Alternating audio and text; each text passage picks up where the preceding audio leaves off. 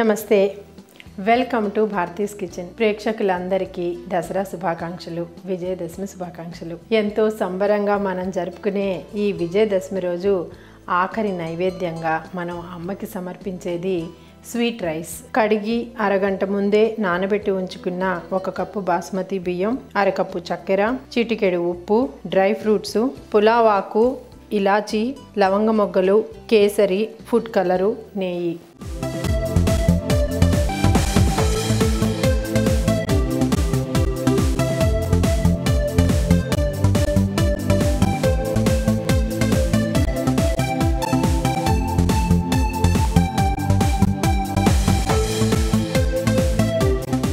So sweet rice చేయబోతున్నామండి మనం ఈరోజు.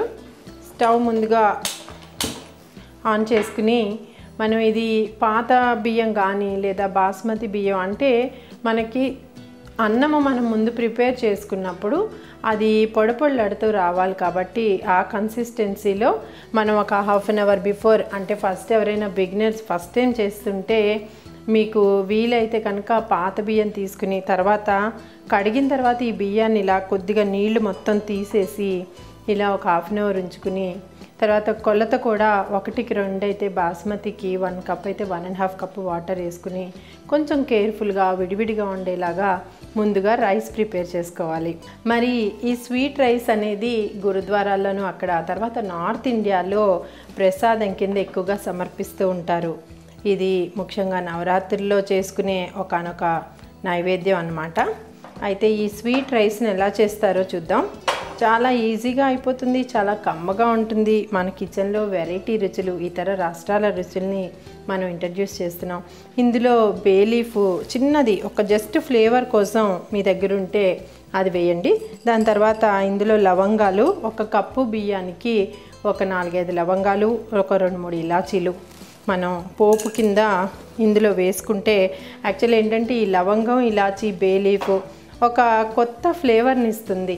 ఈ స్వీట్లో కూడా ఒక రకమైన ఈ దినుసులు కలిపి ఒక మంచి ఫ్లేవర్ వస్తుంది మనకి. ఇవి ఏంటంటే చక్కగా నేతిలో ఎక్కువ టైం కూడా పట్టదు.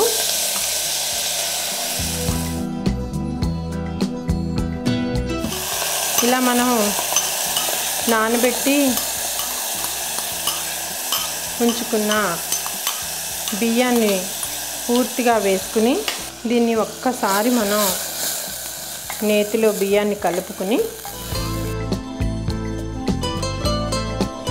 అన్నం పొడపొళ్ళాడాలంటే మామూలుగా చిట్కా ఏం చేస్తామంటే కొద్దిగా నూనె వేసి తర్వాత కొద్దిగా ఉప్పు వేసి దాన్ని మనం ఉడికిస్తూ ఉంటాం.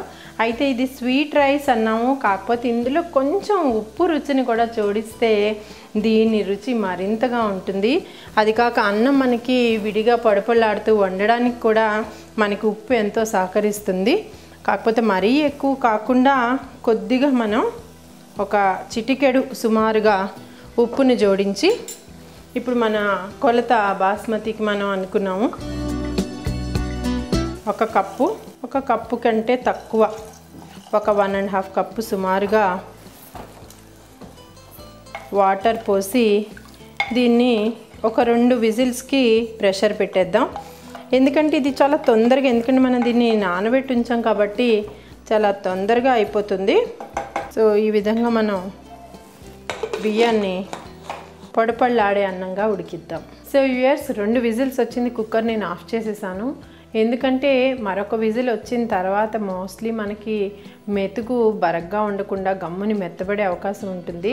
మనకి ఏంటంటే కాస్త ఆ రైస్ ఆ కర్నల్ ఏంటంటే కాస్త బిరుసుగా ఉంటేనే ఈ చావల్ అపియరెన్స్ బాగుంటుంది. అయితే ఇటువైపు మనం రెండో వైపు ఇలాంటి పెడలపైన మూకుడు పెట్టుకుని ఇందులో కొంచెం వేడెక్కిన తర్వాత 1 స్పూను నెయ్యి తీసుకుని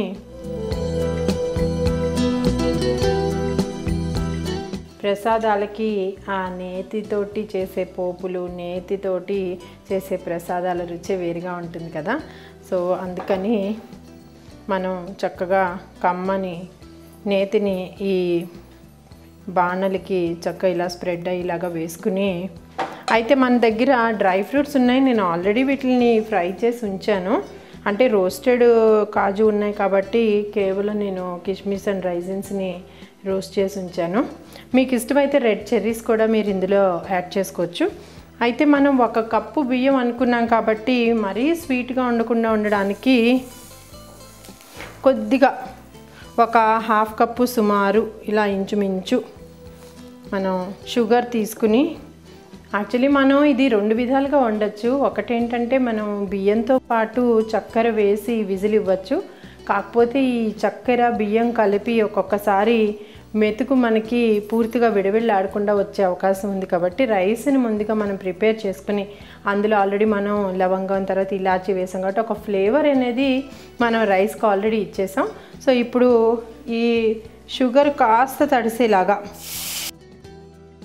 కొంచెం తడిసేలాగా వాటర్ పోసుకుందాం. ఈలోగా మనకి కుక్కర్ కూడా మూత వచ్చి చక్కగా మనకి రైస్ కూడా కాస్తంత చల్లారి ఉంటుంది.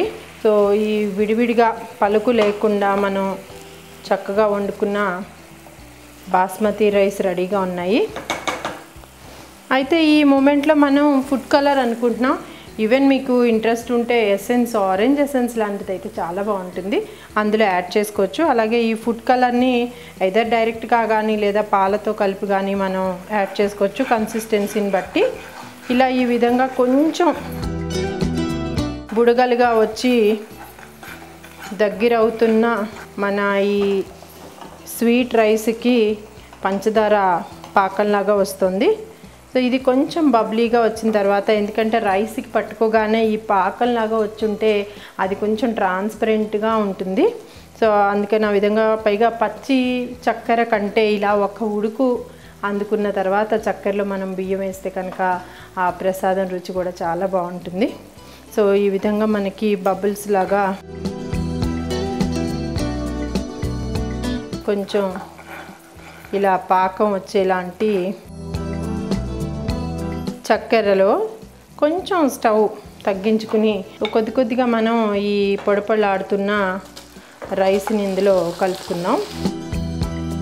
సో చూస్తున్నారు కదండి, యాక్చువల్గా మనకి ఈ స్వీట్ రైస్కి ఇలాంటి అపియరెన్సే రావాలి.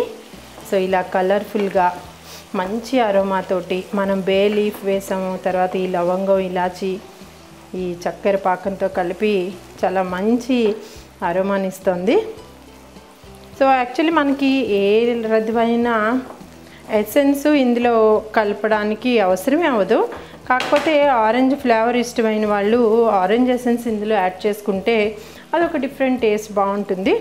సో 2 నిమిషాల్లో కొంచెం ఈ పాకాన్ని మన రైస్ పీల్చుకునే వరకు ఉడికిద్దాం.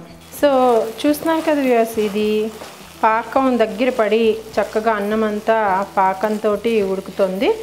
ఇప్పుడు మనం డ్రై ఫ్రూట్స్ కూడా వేస్తే ఈ తీపిని చక్కగా డ్రై ఫ్రూట్స్ కూడా పట్టుకునే అవకాశం ఉంటుంది. సో మనం వేయించి ఉంచుకున్న ఈ డ్రై ఫ్రూట్స్ ఇందులో వేసి మొత్తంగా ఒకసారి కలిపి ఇదే వెడల్పైన మూకుల్లో కొంచెం సేపు ఉంచేస్తే ఆఫ్ చేసి అది చక్కగా చల్లారి మిగిలిన పాకాన్ని ఆ రైస్ పీల్చుకుంటుంది. సో ఒక 2 నిమిషాలు నేను దీన్ని కలిపి స్టవ్ ఆఫ్ చేసి చల్లారిన తర్వాత బౌల్లోకి తీసి నోరు ఇరుస్తూ మీకు చూపిస్తాను. చూసారు కదండి, ఇంత సింపుల్గా ఉండే స్వీట్ రైస్ ఇంత కలర్ఫుల్గా గుమగుమలాడిపోతుంది. ఇప్పుడు మన దగ్గర ఉండే కేసర్ కొంచెం ఆ పైన అలా డెకరేట్ చేశాను. డ్రై ఫ్రూట్స్, లవంగం, ఇలాచి, ఈ వేవ్, ఒక లీఫ్, నెయ్యి అన్నీ కలిపి ఒక మంచి వాసన బాగా గుమగుమలాడుతుంది. కాబట్టి ముందుగా అమ్మకి నైవేద్యం పెట్టి దీని రుచి ఎలా ఉందో చూస్తాను. ఇందులో మనం కొంచెం సాల్ట్ కూడా కలిపాము. సో అన్నీ కలిపి మిక్స్డ్ ఇది ఒక మంచి నైవేద్యం చాలా తొందరగా రెడీ అయిపోయింది. మరి మన ప్రేక్షకులందరికీ దసరా శుభాకాంక్షలు తెలుపుతూ నెక్స్ట్ ఎపిసోడ్లో మరో కొత్త వంటకంతో మళ్ళీ మీ ముందు ఉంటానంటూ నమస్తే.